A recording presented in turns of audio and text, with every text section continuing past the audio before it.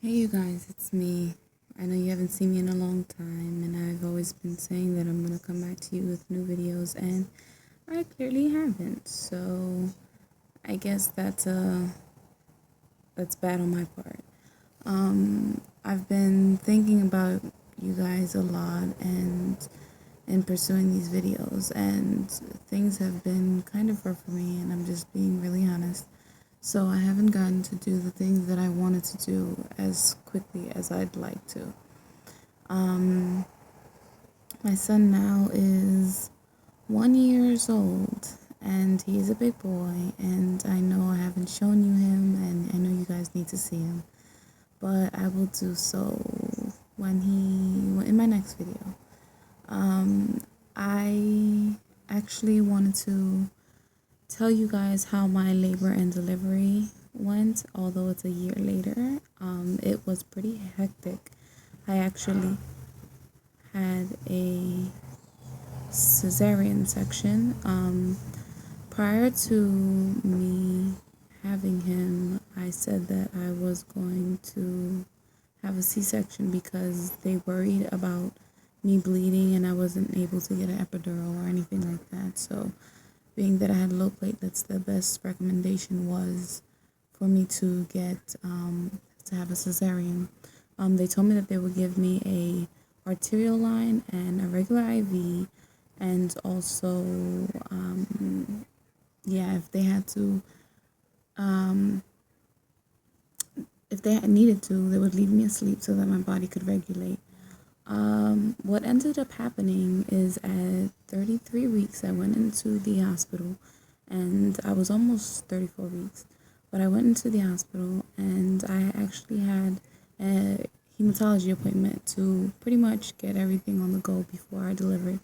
And as I'm leaving, I started feeling like tightness in my stomach. So I was just like, okay, well, I don't know what that is, but I told my mom, she was like, you know what, being that we're already in the neighborhood, you might as well go back and see the doctor or either call her and let her know what's up. I waited around the hospital for a little while, about 30, 40 minutes, and got no call back, so I proceeded to go home with my mom. So as soon as we get home around the block that I live on, I live approximately an hour and 30 minutes away by train. Uh, I get a call. Well, actually, I listened in on my voicemails, and I got a call from the nurse, and she's like, "Well, Jessica, you know what? Due to your condition, we actually want you to come in right away." And that's what I had to do. So I jumped in a cab. My aunt pretty much called the cab for us, and she was like, "You know what? I don't think you're gonna last with this baby." I thought I was, but apparently I wasn't going to, and she was right. So we got in the cab and proceeded to go to the hospital. So we go into labor and delivery, the floor, and they actually put me on a monitor and start monitoring the baby. They told me that they were going to give me 2 sets of shots to develop the baby's lungs just in case they had to deliver me. So that's what happened. They gave me the shots, one a day. So I stayed for, well, until I had the baby. That's exactly what happened. But I stayed for the next 2 days, and the second day, I actually was in my own room, and you know how the nurses come around to monitor your temperature and your blood pressure and whatnot. The nurse came, she monitored my blood pressure, and as she was taking my temperature, she's like, okay, well, you're spiking a little fever. I better let them know downstairs. And it was nothing too serious. It was actually 99.8 or something.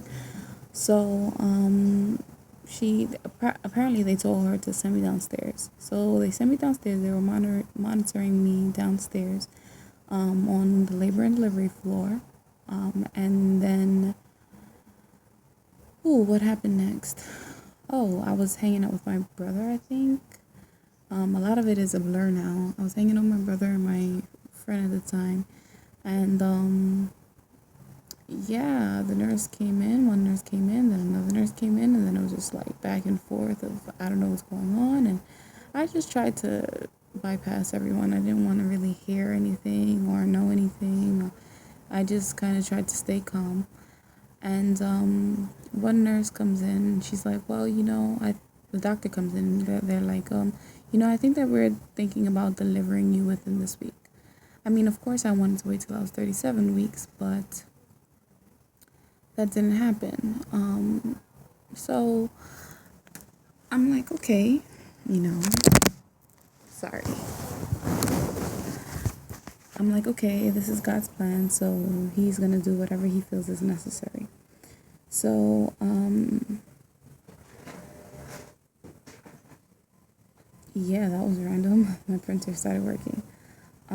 So the doctor said that they were going to deliver me within the week, and I was actually upset, but I said, okay. So then, about 20 minutes later, another doctor comes in and she's like, well, yeah, we're thinking about delivering you within the hour. And I'm like, what? At this time, it was like 12 o'clock at night. And I did not expect none of that. My brother had to be calling my godmother, my mother, my father, everybody. They called everybody in. They came right away to the hospital. Mind you, like I said, I live an hour and 30 minutes away. It was crazy how everyone ended up at the hospital on time, and I was super excited.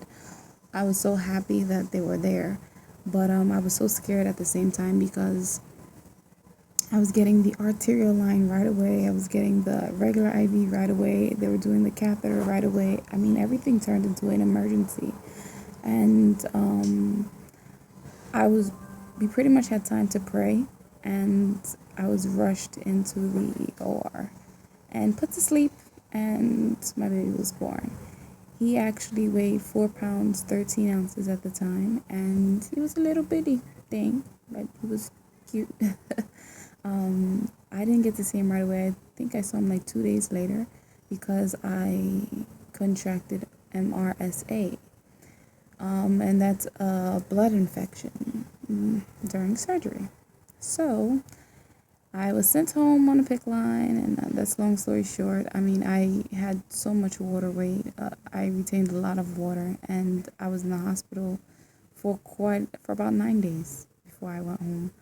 And yeah, it wasn't that bad. I mean, I was nauseated due to all the fluid that I, retained. But I had a pretty good delivery. I thank God that I made it through. I was on a PICC line for a month at home getting intravenous medication that was given to me by my sister and my mom. And I healed.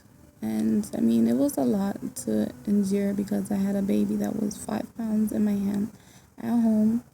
A little less, I think. I don't even think he was fully 5 pounds when I brought him home.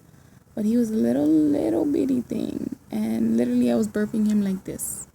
Like holding him by his behind his ears with my 2 fingers. So he was literally a little thing. And I love him to death. And right now he's a big boy. He's doing well. He's healthy. I can't complain. I did this video because I wanted you guys to know how it is and how it was for me.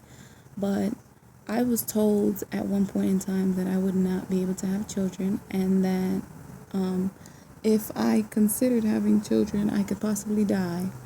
My son was a blessing, and I advise all of you out there who feel that, you want to be a mom, go for it. I mean, you just have to be on top of your health and make sure that you're doing reasonably well before you think about having a baby, because it takes a toll on your body, no doubt about that. And I don't want anyone to feel like, they should jump into a pit of fire and not really be certain on how they're doing physically, but it is possible. It is very possible to have a baby, and in all reality, I'd love to have more children. And I mean, there's a lot to consider, and I am glad that I have my son, and I wouldn't imagine risking my life again, but at the same time, you never know. Everything's in God's hands, and that's the way I see it. They said that I shouldn't have children, but guess what? I did, and I had a beautiful baby boy. I don't regret anything. I don't regret my decisions. I don't regret saying no to termination. I love everything. So be optimistic, be positive, and have faith. And that's what I can always advise you guys. Stay strong, and I am here as always. And even if I don't make videos on time, I will definitely answer emails or anyone's concerns because I'm 24 and I am a mom and I am a happy mom and I'm doing reasonably well where I can say I can sit and breathe and live with my son and enjoy our days together. So, um, this is all for now. So I'll see you in my next video. Love you guys. Bye.